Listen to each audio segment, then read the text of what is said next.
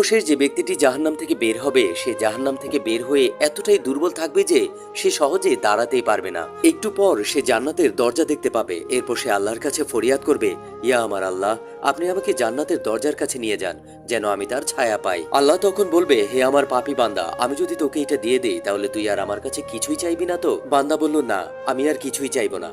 যখন তাকে সেই দরজার কাছাকাছি নেওয়া হবে তখন জান্নাতের সুবাতাস তার গায়ে লাগতে থাকবে। এরপর সে আল্লাহর কাছে আবার ফরিয়াদ করবে, ইয়া আল্লাহ, আপনি আমাকে জান্নাতের দরজার কাছাকাছি করে দেন।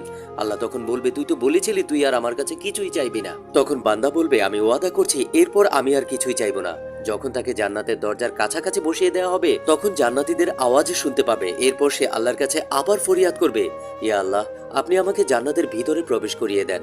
এরপর আল্লাহ বলবে, তুই তো আমার কাছে ওয়াদা করেছিলি যে তুই আর কিছুই চাইবে না। কিন্তু তারপরেও আল্লাহ তাকে জান্নাতের ভিতরেই প্রবেশ করিয়ে দিবেন। সুবহানাল্লাহ।